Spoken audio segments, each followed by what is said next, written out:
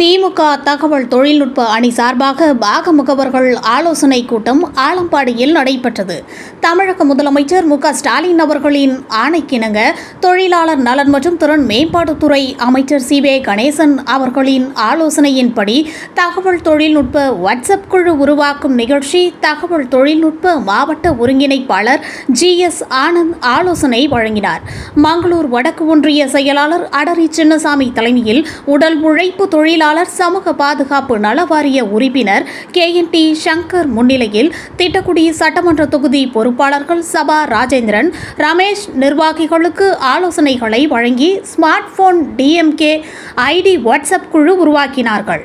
இதில் மாவட்ட துணை ஒருங்கிணைப்பாளர் கூடலூர் ஆகாஷ்ராஜ், தொகுதி ஒருங்கிணைப்பாளர் சௌமியன், தொழில்நுட்ப மகளிர் அணி தொகுதி ஒருங்கிணைப்பாளர் சுகுணா சங்கர் மற்றும் ஒன்றிய கிளை கழக நிர்வாகிகள் என பலர் கலந்து கொண்டனர்.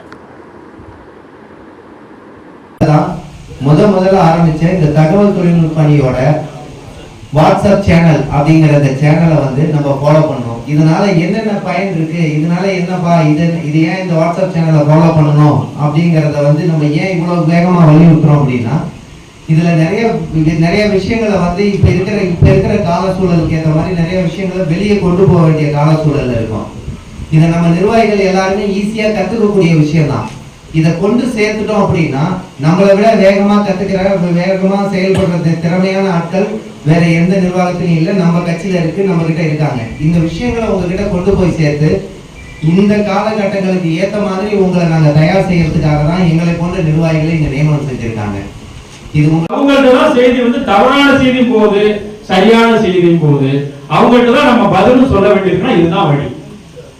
அப்ப இது வழியில எப்படி சரி ஆளாக கண்ணாப்பண்ணான்னு போன்ற உண்மையான தகவலை, ஆதாரப்பூர்வமான தகவலை நம்ம கொடுக்கணும்னு சொன்னா அதுக்குதான் கட்சியில ஒரு தகவல் தொழில்நுட்ப அணி அது சார்பா WhatsApp group, IT link WhatsApp group உருவாக்கி இருக்கிறாங்க.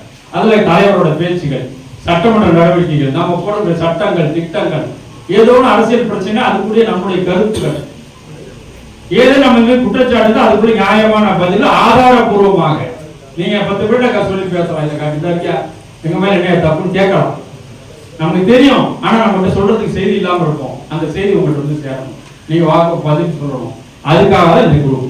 இதுல எல்லாரும் சேரணும். ஏன்னா எல்லாருக்கும் ஸ்மார்ட் போன் இருக்கு. ஸ்மார்ட் போன் இல்லாத